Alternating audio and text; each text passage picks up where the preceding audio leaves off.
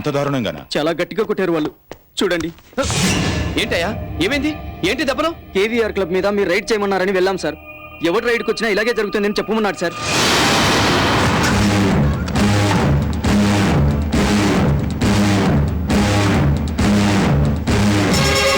రండి, పోలీసులు వచ్చారు. ఓ టేబుల్ సపరేట్ గా ఏంటి ఆడుకుంటారు. క్యాష్ అంతా సూట్ కేసులో పెట్టండి. బ్యాగ్ కడుతున్న వాళ్ళందరినీ వెనక్కించండి.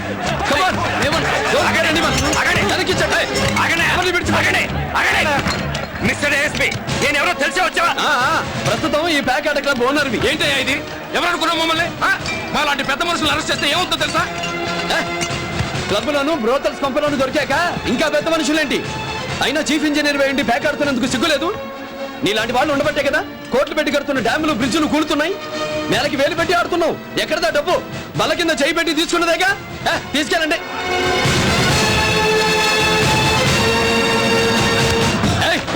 ఎక్కడికి ఫోన్ చేస్తున్నావు? నేను కోఆపరేటివ్ బ్యాంక్ చైర్మన్ తెలుసా? ఎందుకలా గొంతు చించుకుని చెప్పుకుంటావు? ఎక్కువ వడ్డీ ఆశ చూపి పిల్లల చదువుల కోసం, ఆడపిల్లల పెళ్లిల కోసం తమ కష్టార్జితాన్ని దాచుకున్న తండ్రుల నుంచి, రిటైర్ అయిన వృద్ధుల నుంచి డిపాజిట్లు తీసుకుని ఆ తర్వాత బ్యాంకు దివాళా తీసిందని ప్రజల్ని మోసం చేయడమేగా మీ వృత్తి. ఆ డబ్బుతోనేగా ఇలా జలసా చేసుకుంటున్నావు. ఎక్కువగా మాట్లాడుతున్నావు. మా సంగతి నీకు తెలియదు. అయిపోతావు. ఏమైపోతాను రా? ట్రాన్స్ఫర్ అయిపోతాను అంతేగా.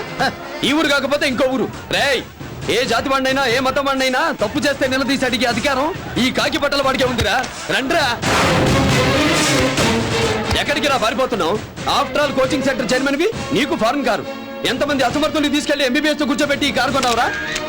ఎం సెట్, ఈ సెట్, ఎడ్ సెట్, మీ తలకాయ సెట్ అని మధ్యతరగతి కుటుంబాల పిల్లల్ని ఆకర్షించి వాళ్ళ రక్తాన్ని రూపాయలుగా మార్చి వేలకి వేలు ఫీజులు కట్టించుకుని ఇక్కడ జల్సా చేస్తున్నావు. నీలాంటి వాళ్ళను చూస్తే సరస్వతి దేవికి గుండె నొప్పి వస్తుందిరా. మన కాలేజ్ చైర్మన్ కేవీఆర్ అంటే వాడారా? ఏమిటో లేటు. రండి, వెనకండి.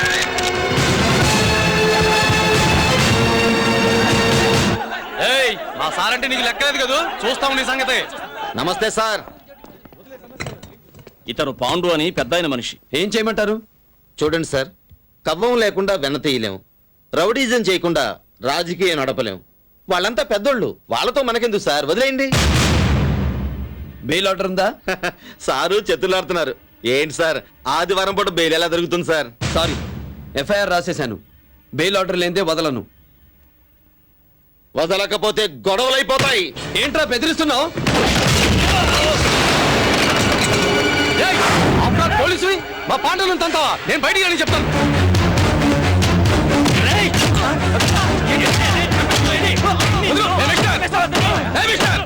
మా రంగనాయకుల మీద మరొక దెబ్బ పడిందో రేపు మీరు కోర్టులో సమాధానం చెప్పుకోవాల్సి ఉంటుంది.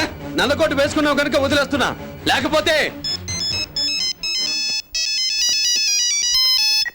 హలో, చెల్లెలి పెళ్లి పెట్టుకుని ఎక్కడున్నావురా నువ్వు? వచ్చేస్తానన్నా.